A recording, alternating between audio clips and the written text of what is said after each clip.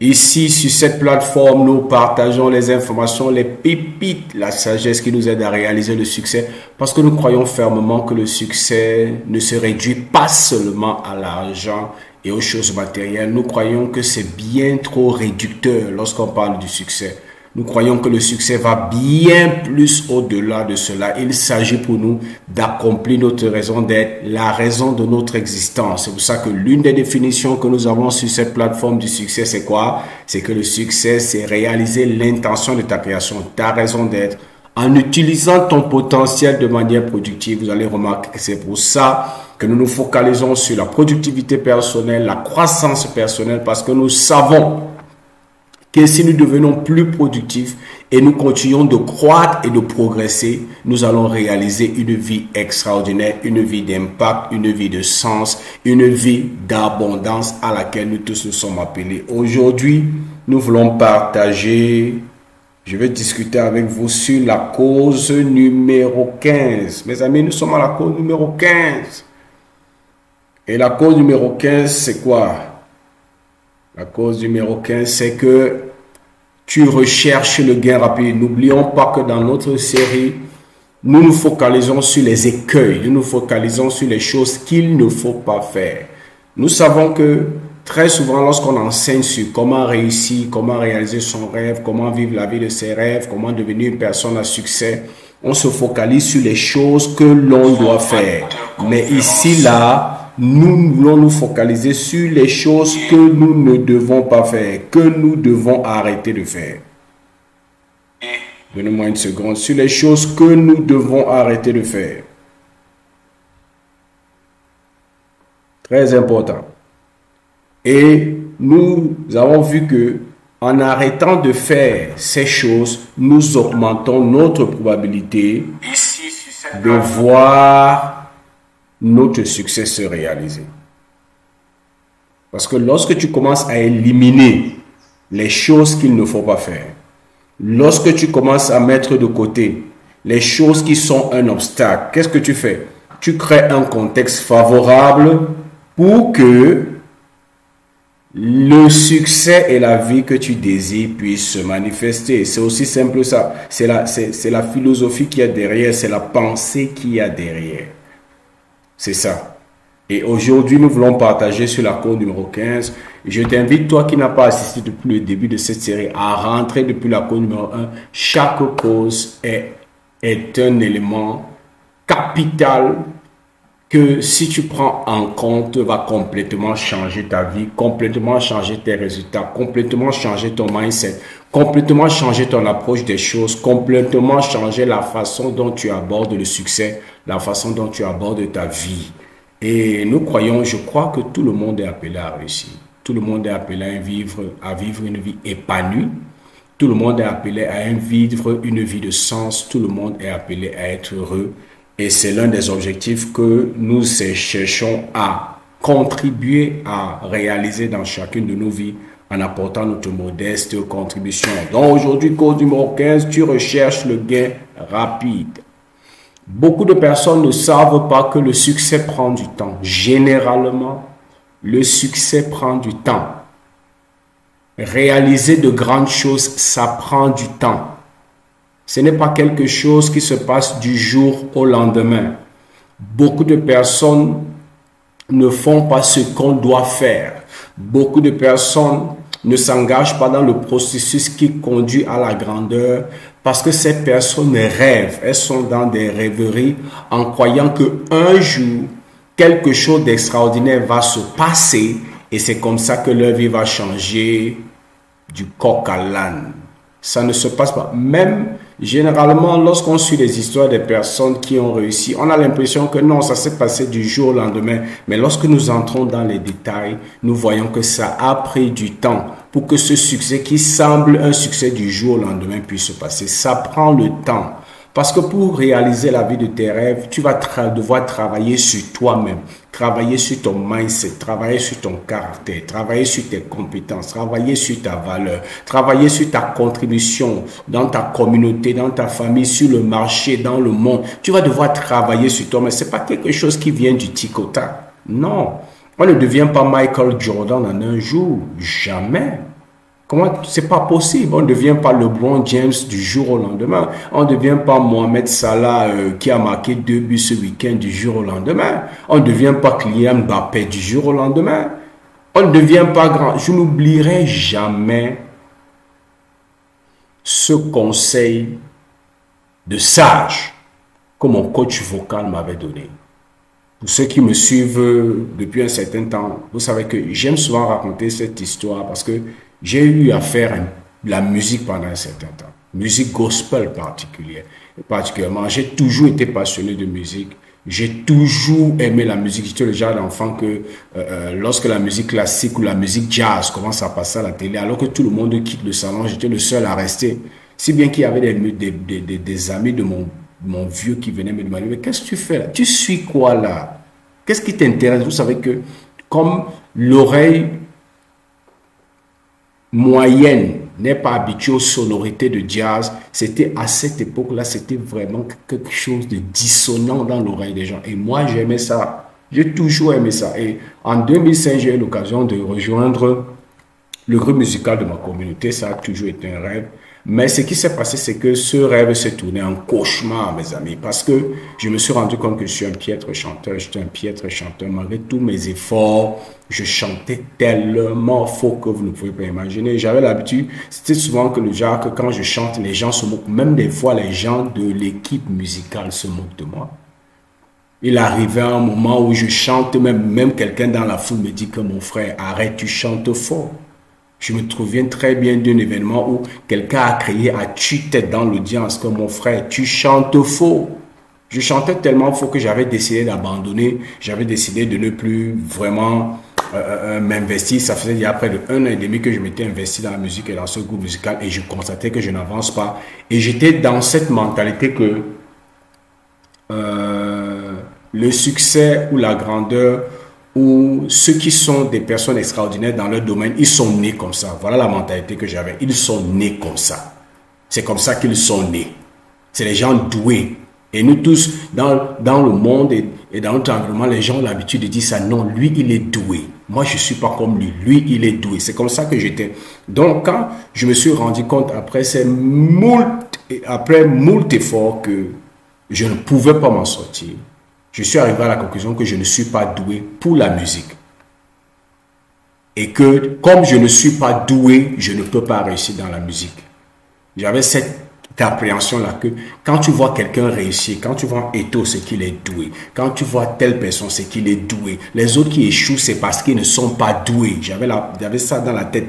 Parce que on avait souvent l'habitude qu'on reste entre nous. Quand on voit quelqu'un qui joue bien, on dit que c'est parce que lui, il est doué. Dieu lui a donné ce don. Il est doué. Et je m'apprêtais donc à aller voir le responsable de notre communauté pour dire que vraiment, moi, j'arrête le groupe musical parce que moi, j'aime la musique, mais véritablement, la musique ne m'aime pas en retour. Je ne suis pas doué pour ça. Et pendant que je m'apprêtais à ça, lui nous a convoqué, le groupe musical, pour nous annoncer qu'il avait recruté un coach vocal professionnel, un coach musical professionnel. Et il est venu le premier jour, il nous a passé au test pour voir notre niveau. J'étais le dernier, ma prestation le jour-là était piètre. Donc, j'étais le dernier de la bande, en fait. Donc, ce n'était même pas trop étonnant pour ceux de la bande. Tout le monde savait que moi, je suis le dernier. Mais ce qui se passe, c'est qu'à la fin de cette première séance, je suis allé le voir parce que je voulais savoir si je dois continuer. Parce que j'aime la musique, mais je ne voulais pas être trop frustré parce que lorsque tu travailles et tu ne vois pas les résultats, c'est frustrant. Lorsque tu chantes et les gens se moquent de toi, c'est frustrant. Ça blesse ton amour propre, ça entache ton estime de soi et ça te brise de l'intérieur. C'est ça que j'étais tellement frustré et je perdais ma confiance. J'avais perdu ma confiance en soi et ça se manifestait même dans d'autres domaines. Ça veut dire que cette confiance en soi que je perdais à cause du fait que je chantais faux a fait en sorte que même dans d'autres domaines, j'ai commencé à douter de moi-même. Donc, je lui posais la question, je voulais lui poser la question de savoir que vous nous avez suivis, vraiment, vous avez vu comment je chante faux. Dites-moi, est-ce qu'il y a de l'espoir? Parce que moi, je ne veux pas continuer dans cette affaire. J'aime ça, je suis passionné pour la musique. Mais je ne veux pas continuer dans quelque chose qui va me frustrer parce que j'ai l'impression que les autres évoluent. Moi, je n'évolue pas parce qu'ils sont doués, moi, je ne suis pas doué. Vous savez ce qu'il m'a dit? Il m'a dit que le don n'a rien à voir avec le succès. Quand tu vois quelqu'un réussir dans un domaine, quand tu vois quelqu'un devenir grand dans un domaine, ce n'est pas parce qu'il est doué. J'ai dit, mais quoi est-ce que tu parles? De quoi est-ce que vous parlez? Non, on sait que les gens qui réussissent dans la vie, chez les gens doués, il dit personne ne devient grand dans la vie parce qu'il est doué. Il m'a cité Beyoncé, non, il m'a cité Whitney Houston, il m'a cité Céline Dion. Et je crois qu'il m'a cité d'autres personnes. Il dit que toutes ces personnes, aucune d'elles n'était douée comme tu penses au départ. Non. Je dis que vous voulez dire quoi? Que le don ne sert à rien. Il m'a dit que c'est pas que le don ne sert à rien. Le don n'est qu'important au début du parcours. Je dis, ah bon? De quoi est-ce que vous parlez? Il dit que le don est important dans le sens où ça vous aide à savoir dans quel domaine vous investir. Ça veut dire que lorsque tu arrives dans cette vie et tu arrives à un certain moment où tu veux décider du tournant ou du sens que tu veux donner à ta vie, le don est un bon indicateur parce que lorsque tu es doué dans un domaine, ça montre que tu as des prédispositions pour y réussir. Mais il me dit ceci, il n'y a personne qui n'a jamais réussi dans un domaine parce qu'il est doué. Tous ceux qui ont réussi, que vous voyez, tu me dis que tu vois qui ont réussi, ils ont réussi pour deux choses. Ils sont passionnés et ils bossent et ils bossent. C'est des gens disciplinés. C'est le travail, la discipline avec la passion et le bon système qui t'amène à réaliser les grandes choses. Pas parce que tu es doué. Et pendant que je suis en train de réfléchir, il me pose la question, est-ce que tu ne connais pas des gens doués qui ne font rien de leur vie? Et quand il m'a posé cette question, je me suis souvenu que je connaissais beaucoup de personnes douées qui ne foutaient rien de leur vie. Il dit qu'on ne devient pas grand parce qu'on est doué. Beaucoup de doués, même à des moments même, ne foutent rien de leur vie parce qu'on passe le temps à leur dire qu'ils sont doués et ils ne bossent pas. Il dit que si tu veux devenir une personne grande dans ton domaine, il faut avoir de la passion, de la discipline pour travailler pendant le temps nécessaire. Il me dit, toutes ces personnes que tu vois sont des personnes douées. J'ai dit, waouh! Et il m'a dit, si tu as la passion comme tu dis, et tu es prêt à travailler et faire l'exercice que je te donne comme tu dis, alors tu vas voir que tes résultats vont changer. Et un an après, mes résultats avaient changé. Je suis parti du piètre chanteur, le dernier de la bande, au meilleur chanteur de la bande. Meilleur, pas... Tout le monde voulait que ce soit moi qui chante. Tous les fois qu'on avait un programme, un concert, c'est moi, c'est moi, c'est moi. J'étais déjà fatigué. Et c'est lui qui m'a appris. Et c'est sous son coaching que j'ai appris que le succès prend le temps. Les premiers efforts que j'avais commencé à consentir pour la musique n'avaient pas donné les résultats escomptés et j'étais déjà découragé. Je disais que à quoi bon, je chante faux, je fais ceci, j'étais prêt à abandonner jusqu'à ce qu'il m'a dit non, si tu as de la passion, laisse-moi te donner des bons exercices et si tu as de la discipline personnelle, ça prendra un peu de temps, mais si tu es prêt à bosser, tu es discipliné, tes résultats vont changer. Et beaucoup de personnes, comme moi à ce moment-là, abandonnent. Pourquoi? Parce qu'on pense que le succès, c'est quelque chose qui doit se passer du jour au lendemain. Je ne comprenais pas que je sois passionné pour la musique. Je rejoins un groupe musical et je puisse chanter autant faux. Et que malgré mes premiers efforts, rien n'ait l'impression de se passer. Je continue de chanter faux. Et j'ai commencé à me comparer à ceux qui... Ils sont venus dans le groupe musical en même temps que moi et instinctivement, ils chantaient déjà bien. Alors que moi, je chantais faux. Je suis arrivé à la conclusion que non, lui ou elle est faite pour la musique. Moi, je ne suis pas fait pour la musique. Lui ou elle est doué. Moi, je ne suis pas doué. J'ai commencé à voir la vie en termes de doué. Il a ou il n'a pas. Il est doué ou il n'est pas doué. Il a ce qu'il faut pour réussir ou il n'a pas ce qu'il faut pour réussir. Mais lorsque ce coach, on l'appelle Niquez, est venu, il a complètement changé mon mindset. Et il m'a amené à me focaliser, non pas seulement sur les résultats, mais à me focaliser sur le travail, en me faisant comprendre que ça va prendre un peu de temps. Il m'a donné son exemple, il m'a donné l'exemple de beaucoup de chanteurs que je connais, et il m'a expliqué que beaucoup de ces chants que tu vois là, ça a pris du temps. L'une des choses que je me souviens, il m'a donné comme exemple, c'est quoi? C'est l'exemple du feu Manu Dibango.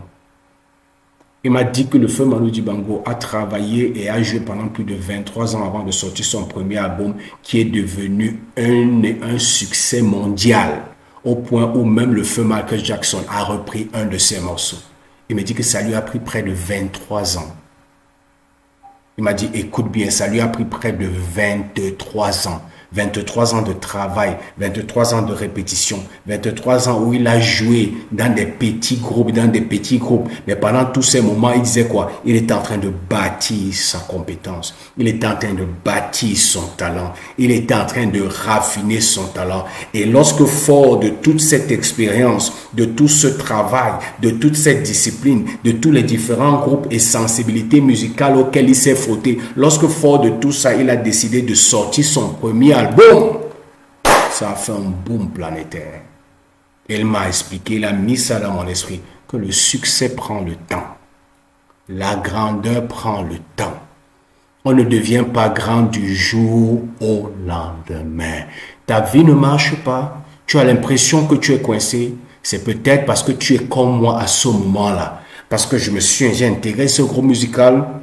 Après un an et demi, je suis pas devenu la star de la musique que j'avais dans l'esprit. Et je me suis dit, je suis foutu, je suis coincé, ma vie ne donne pas. D'abord, les gens se moquent autour de moi. Je n'avais pas l'esprit que personne ne devient grand parce qu'il est doué. Le don est bon au départ. Mais ce n'est pas le don qui fait de toi un Michael Jordan. Ce n'est pas le don qui fait de toi un Sadio Mané. C'est pas le don qui fait de toi une Serena Williams. Lisez les livres et les biographies de tous ces grands. Vous allez vous rendre compte qu'ils ont une discipline de travail. Personne ne devient grand parce qu'il est seulement doué. C'est parce qu'il prend le temps et il sait que le succès va me demander de la discipline, du travail et de la consistance pendant un certain temps. Et ils n'ont pas de problème avec ça. Une histoire qui m'a souvent marqué, c'est que on a interviewé un jour un coéquipier de Cristiano Ronaldo. Je crois que c'était quand il était à la Juventus de Turin en Italie. Ils venaient d'un match qu'ils avaient fait à l'extérieur. Et alors qu'ils étaient dans l'avion, Cristiano Ronaldo lui demande à lui. Il vient de jouer un match. Ils sont entrés au vestiaire, ils se sont changés, ils sont montés dans l'avion pour revenir à Turin en Italie. Et dans l'avion, alors qu'ils viennent, ils ont 90 minutes de match dans les jambes. Cristiano Ronaldo demande à ses coéquipiers, ça te dirait que lorsqu'on va atterrir, là, on aille se faire 2 heures de salle de gym. Son coéquipier lui a demandé, mais Cristiano, qu'est-ce qui va pas avec toi? On vient de faire 90 minutes intenses. Comment est-ce que tu penses que quelqu'un puisse avoir envie d'aller en salle? Il dit que non, parce qu'il a envie de se faire 2 heures et il se disait que lui aussi ça peut l'intéresser. Le joueur a dit que mon frère, moi je dois rentrer, je dois voir ma famille. Et ce joueur raconte que lorsqu'ils ont atterri, Cristiano a pris sa voiture, il allait directement en salle de gym. Il venait de passer 90 minutes de maths intense. Et si vous connaissez le principe, parce que j'ai fait le sport de haut niveau, vous savez qu'avant le match, il y a des échauffements qui prennent près de 45 minutes. Donc, il s'est échauffé près de 45 minutes. Il a fait un match intense de 1h30. À la fin du match, ils ont pris l'avion. Et lorsqu'ils ont atterri, il a pris sa voiture pour aller directement en salle de gym pour faire 2 heures de gym. Est-ce que ça vous étonne qu'il ait 5 ballons d'or? Ça vous étonne qu'il ait réalisé ce qu'il a réalisé? Vous voyez Lionel Messi. Oui, il y a du don, mais il y a beaucoup de travail. Et ça a pris du temps. Vous savez, j'ai eu l'occasion de lire un livre qui parlait de Beethoven.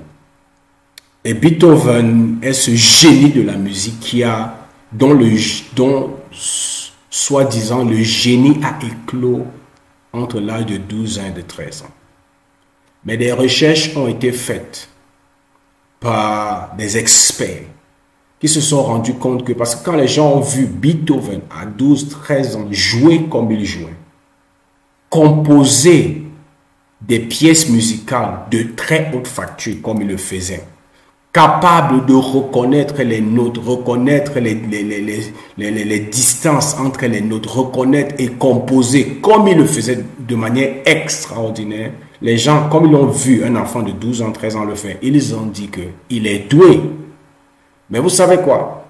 Les chercheurs, des experts ont fait des recherches et se sont rendus compte que le papa de Beethoven était un excellent, je dis excellent violoniste professionnel. Et il a travaillé et exercer ses deux enfants, dont Beethoven et sa sœur, à jouer des instruments depuis l'âge de 2 ans. Depuis l'âge de 2 ans, Beethoven pratique son instrument, pratique la musique constamment, jour et nuit, depuis l'âge de 2 ans. Et 10 ans plus tard, lorsque le public le découvre, parce que le public voit un enfant de 12 ans, le public se dit que non, il est devenu grand du jour au lendemain, il est doué, il connaît la musique et il est né avec ça. Mais lorsque on regarde les études, on se rend compte que l'avantage de Beethoven, on ne nie pas le fait qu'il soit doué, mais l'avantage de Beethoven, c'est qu'il soit né dans une maison qui pratique la musique. Son père était un excellent violoniste professionnel reconnu dans son pays. Donc quand Beethoven naît, il est bercé dans les sonorités de très haut niveau, dans la musique de très haut niveau. Et les études ont démontré, quand le bébé est là et vous jouez la musique, ça développe son oreille musicale. Donc même lorsqu'il était bébé, toutes ces différentes sonorités qui se jouent autour de lui ont développé son oreille musicale, développé et activé en lui l'esprit musical, l'esprit créatif. Si bien qu'à 2 ans, son père a commencé à les enseigner, pas à les laisser seulement jouer, à enseigner Beethoven et sa sœur. 10 ans plus tard, il explose à la face du monde à l'âge de 12 ans avec toutes ses mélodies, ses compositions. Quand les gens voient un enfant de 12 ans, ils se disent que c'est un doué. Parce que tu ne connais pas l'histoire qu'il y a derrière. Mais les recherches nous montrent qu'il y a au moins 10 ans de travail acharné pour produire le Beethoven de l'âge de 12 ans. Mes amis, le succès et la grandeur, ça prend du temps. Ça prend du temps. Il y a cette histoire de Picasso. Ceux qui connaissent Picasso, c'était un très grand peintre aussi. Il était dans un restaurant. C'est une histoire qui se raconte souvent. Et dans le restaurant, il y avait une dame qui l'a reconnu. Et la dame, avant de partir, s'approche de lui et dit que vraiment, est-ce que tu peux faire l'esquisse d'un dessin sur ta nappe de table, sur la nappe de table. Elle lui donne, parce qu'il n'y a pas de papier, elle lui donne une nappe de table, s'il peut faire l'esquisse d'un dessin et tout, et tout, et tout. Et qu'ils lui disent après combien ça coûte. Le gars a fait l'esquisse d'un dessin. Vous connaissez Picasso, extraordinaire. Et la femme lui dit que ça coûte combien. La femme croyait que ça allait être un modeste montant. Mais le montant que Picasso lui a donné, c'était le montant qui a arraché les cheveux. Elle lui a demandé que mais ça ne vous a même pas pris 30 minutes pour faire ce dessin. Vous le vendez aussi cher comme si je vais acheter une voiture, comme si je vais acheter une grande maison. Vous savez ce que Picasso lui a dit? Ça m'a pris 40 ans de pratique pour pouvoir prendre moins de 30 minutes pour faire un dessin d'aussi grande qualité. Ça m'a pris 40 ans de travail. 40 ans de travail. Vous comprenez ça? Ça me rappelle, moi-même, mon épouse et moi, nous avons une situation comme ça dans notre maison. On avait deux de nos salons qui avaient des problèmes d'électricité. On avait tout essayé. Rien. Ça a fait près de 6 mois, ces 2 pièces de la maison étaient toujours dans le noir. Parce qu'on ne savait pas ce qui ne va pas. Et il est arrivé que, ça s'est passé peut-être il y a 3 ans ou 4 ans, il est arrivé que nous devions recevoir des amis à la maison et c'est justement dans ces 2 salons qu'on devait les recevoir. Et ce qui s'est passé, c'est quoi? C'est que on était obligé d'appeler un technicien vraiment important parce que nous on se disait que c'est des petites choses. Ça faisait 6 mois, même plus de 6 mois qu'on avait tourné en rond, peut-être même 8 mois avec cette histoire. Quand le technicien arrive, on lui présente la situation, c'est le technicien même qui a fait l'électricité de la maison, il va, il refie, il dit à la dame que je crois qu'il avait demandé 10 000 ou 5 ou 15 000, je ne sais plus. Mon épouse donc dit que ça fait 6 mois qu'on cherche à résoudre cette situation et qu'on n'a pas pu résoudre ce problème. Donc s'il peut le résoudre vraiment 10 000 ou 15 000, il n'y a rien de mal à ça. Il n'y a rien de mal. Je crois que c'était 10 000 ou 15 000. C'était 10 000. Le gars s'en va. Et je vous assure qu'en moins de 5 minutes, il est revenu. Nous étions assis à la cuisine. Là. Il revient nous trouver. Et dit que madame, c'est bon. Elle dit, c'est bon comment? Elle dit, j'ai arrangé. Elle dit que le problème qui a duré dans cette maison, tu as arrangé. Tu n'as même pas fait 5 minutes. Il dit, oui, madame, j'ai arrangé. Et vous savez ce que madame a dit? Et comment tu me demandes que je te paie autant d'argent pour un truc que tu as fait en moins de 5 minutes? Il nous a répété la même réplique que Picasso. Il a dit, madame, ça a fait, j'ai pris près de 5 ans, plus de 5 ans, j'ai investi plus de 5 ans de ma vie et de mon argent. Je suis allé me former pour pouvoir résoudre ce problème en moins de 5 minutes. Ce n'est pas parce que j'ai résolu cela en moins de 5 minutes, madame, que ce n'est pas un gros problème. C'est ma compétence qui me permet de le résoudre rapidement. Il dit, madame, n'est-ce pas, vous-même m'avez dit que vous avez fait plus de 6 mois avec cette situation. Si vous trouvez donc que cette situation n'est pas une situation grave, je m'en vais remettre comme c'était, je pars, vous restez avec vos 15 000. Madame a dit que non, Aline, viens, il n'y a pas de problème, prends ton argent. Et même quand elle est partie, madame a continué à me parler que, mais comment il peut me demander autant d'argent? J'ai dit non. Ce n'est pas une histoire de temps, c'est une histoire de la valeur qui t'apporte. C'est un problème que nous transportons depuis plus de 6 mois, entre 6 mois et 8 mois, on n'a pas pu trouver la solution. Et il vient nous trouver la solution en moins de 5 minutes. Si tu veux, on va continuer 8 mois, il ne résout pas, on reste encore 8 mois dans le noir. Ça prend le temps pour devenir grand. Mais lorsqu'on devient grand, ça commence à payer. Et très souvent, qu'est-ce que nous on fait? On vient seulement et on admire les gens au bout du processus. Ils ont dit à raffiner leur talent, ils ont dit à raffiner leurs dons, ils ont dit à raffiner leurs compétences et ils sont pressés par tout le monde. Et on se dit que non, nous aussi on va être comme lui. Et on pense que du jour au lendemain, on sera comme lui. Ça n'existe pas, mon frère. Ça, c'est la sorcellerie que tu veux faire. Ça, c'est la sorcellerie. Beaucoup d'entre nous, nous pensons que notre vie ne marche pas parce que nous sommes dans la sorcellerie. Et la sorcellerie, c'est quoi? C'est vouloir réaliser en 6 mois ce qui a pris à quelqu'un 40 ans de pratique. De vous en moi, ce n'est pas la sorcellerie que c'est quoi? Ce n'est pas la sorcellerie que c'est quoi? Lorsque moi, en musique, avec mon niveau qui était déjà bas au départ, je voulais réaliser en 1 an et demi ce que les gens ont réalisé en 8 ans, 9 ans, ce n'était pas la sorcellerie que c'était quoi? Ce que nous voulons des choses qui n'ont pas de sens. Tu vois Michael Jordan, tu vois Eto'o Fils, tu vois Lionel Messi et tu dis que tu seras Lionel Messi dans 1 an. C'est un rêve. Lionel Messi est le produit d'un processus qui a pris des dizaines d'années. J'ai vu des vidéos de Lionel Messi petit, j'ai vu des vidéos de Cristiano Ronaldo petit, j'ai vu des vidéos de Mbappé petit, j'ai vu des vidéos de Neymar petit. Tout le monde, tous ces gars-là sont dans les centres de formation depuis leur bas âge.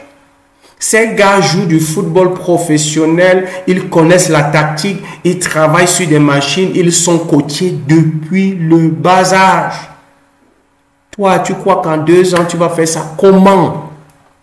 Faut pas se rêver. Ta vie ne marche pas parce que tu as une mauvaise conception du succès et de la grandeur. Ça prend du temps.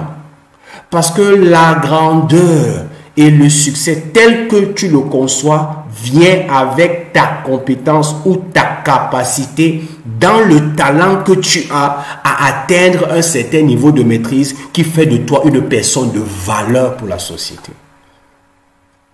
Lorsque Michael Jordan travaillait son talent, je vous rappelle d'abord qu'au départ, Michael Jordan, lorsqu'il voulait entrer dans son club à l'université, on l'a rejeté, on a déclaré qu'il n'est même pas compétent. Beaucoup de gens ne savent pas ça. Beaucoup de gens, quand ils suivent l'histoire de Michael Jordan, ils croient que lui, il a toujours été stratosphérique depuis son enfance. Non.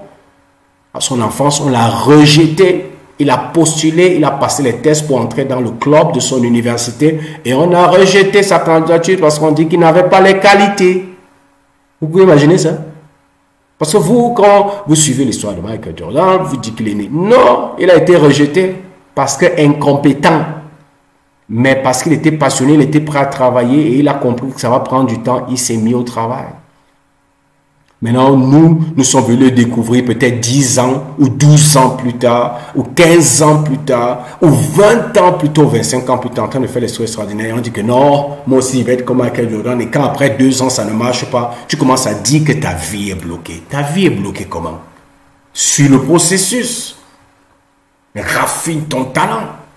Raffine ton don, raffine ta compétence, continue de travailler, continue de l'exercer en le mettant à la disposition des autres. Ça prendra le temps que ça prendra, mais lorsque tu vas acquérir la maîtrise, l'excellence dans l'exercice de ton talent, ce ne sera plus quelque chose qu'on va raconter. le monde va te chercher. Est-ce que Mbappé peut chômer encore? Est-ce que Lionel Messi peut chômer? Est-ce que LeBron James peut chômer? Est-ce que Steph Curry peut chômer? Quand Serena Williams, avant qu'elle ne tisse, prenne sa retraite, est-ce qu'elle peut chômer? Est-ce que Djokovic peut chômer? Mais il fut un temps, pendant le début de leur parcours, quand ils travaillaient, où personne ne les connaissait, où ils n'avaient pas les compétences, ils n'avaient pas les qualités, mais elles avaient des coachs, et elles avaient un environnement qui leur permettait de faire quoi? De travailler. De travailler. C'est pour ça qu'il est capital pour toi d'avoir un coach et d'avoir une communauté, un environnement dans lequel tu puisses travailler, tu puisses évoluer. C'est ça mon travail en fait, en tant que coach et en tant que formateur. C'est de créer cet environnement et te coacher pour que tu puisses dépasser tes limitations pour devenir une personne qui performe à un niveau extraordinaire. Nous tous on a du Michael Jordan en nous, nous tous on a du Lionel Messi en nous. Il suffit simplement de déceler. C'est quoi mon talent? C'est quoi mon don? Mais ne pas s'arrêter au don parce que n'oubliez pas, personne ne devient grand parce qu'il est doué. Maintenant, dès que tu as découvert ton don, commence à le raffiner, commence à le travailler, commence à l'exercer pour en faire une compétence mondialement reconnue, telle que personne ne peut plus t'ignorer. C'est ça. Tu es coincé parce que tu ne comprends pas que ça prend le temps. Ce qui t'intéresse, c'est que tu recherches le gain rapide. Parce que quand tu vois les choses sur Internet, tu entends les histoires des gens, quelqu'un se filme devant une voiture, il dit que j'ai investi de 200 000 hier, maintenant j'ai 2 milliards. Tu entends des histoires comme ça entre dans ta tête et toi aussi tu dis que non, si j'entre dans ce système, si je fais ceci, ma vie va changer demain, et ça ne change pas. Et comme ça ne change pas, tu es frustré. Beaucoup des choses que les gens mettent sur Internet, c'est le mensonge. Beaucoup des choses que les gens mettent sur Internet, c'est juste pour taper dans l'œil, pour que tu puisses acheter leurs produits. J'ai lu beaucoup d'histoires de personnes qui partent louer des maisons, louer des voitures simplement pour faire des vidéos. Donc fais très attention, ce n'est pas tout ce que tu vois sur Internet qui est vrai, ce n'est pas tout ce que tu vois sur Instagram qui est vrai. Le succès, le vrai, prend le temps. Le vrai prend le temps. Et il faut que tu sois à l'aise avec ça. Il faut que tu sois à l'aise. Si le feu Manu Dibango, ça lui a pris près de 23 ans, plus de 20 ans, pour produire cet album qui a été un boom planétaire au point où Michael Jackson, le feu grand Michael Jackson, reprenne sa chanson et qui commence à lui payer les droits d'auteur. Il faut imaginer le niveau de qualité du son qu'il a produit. Il a créé ce genre musical qu'on appelait le Soul Makossa. C'est lui qui l'a créé. Et il était invité jusque dans sa vieillesse avant qu'il ne meure partout dans le monde, dans les grands festivals de jazz, à cause de ce qu'il a fait. Mais ça a pris plus de 20 ans. Beaucoup de personnes ne le disent pas sur Internet. Parce que les gens veulent vendre, ils vont vous dire des choses que vous voulez entendre. Mais moi, je suis ici pour te dire les choses qui te coincent. Et moi, je vais te dire, arrête de rechercher le gain rapide. Découvre quel est ton don, quel est ton talent naturel et bâtis l'environnement qui va te permettre de le développer au fil des années jusqu'à atteindre un niveau de maîtrise tel que tu arrives à ce niveau d'excellence dans la pratique de ton art que le monde et le marché ne peuvent plus t'ignorer. Que le monde et le marché ne peuvent plus se passer de toi. C'est là où tu dois aller. C'est là où nous devons aller. Si tu as des difficultés dessus, tu veux te faire coacher personnellement par moi, tu peux me rejoindre. C'est mon travail, je suis coach des leaders. Tu peux me joindre là-dessus et on va faire un programme. Je vais te donner mes formations si tu es prêt à investir. Mais sinon, le contenu que je te donne déjà est très bien pour te mettre sur les rails. Mais si tu vas aller plus loin, tu me contactes inbox et je vais te mettre dans un programme. Si tu es prêt à investir, et tu vas voir que ta vie ne sera plus la même. Le succès prend le temps. Le succès prend le temps. C'était ça le partage d'aujourd'hui. C'était ça le live d'aujourd'hui. J'espère que vous obtenez de la valeur. Et donnez-moi vos avis, mes amis. Si c'est aujourd'hui que tu tombes sur cette série, nous sommes à la cause numéro 15. Rentre depuis la cause numéro 1. Je dis, ça va changer ta vie. Si tu prends cause après cause, tu suis et tu mets en pratique, tu changes ce qu'il faut changer et tu mets en pratique ce qu'il faut mettre en pratique, je peux t'assurer, avant la fin de cette série, ta vie, je dis ta vie et tes résultats ne peuvent plus être les mêmes. Parce que c'est bien dosé, c'est bien orienté, c'est à dessein. Ce ne sont pas des causes qu'on prend, c'est vraiment orienté pour te dégager, pour enlever les écueils de ton chemin, pour t'aider à voir ce qui te bloque dans ton mindset, dans ta façon de te comporter, dans ton attitude, dans ta vie de tous les jours, afin que tu puisses être dégagé de tout ce qui peut te faire obstacle, afin que tu augmentes tes probabilités de réussir.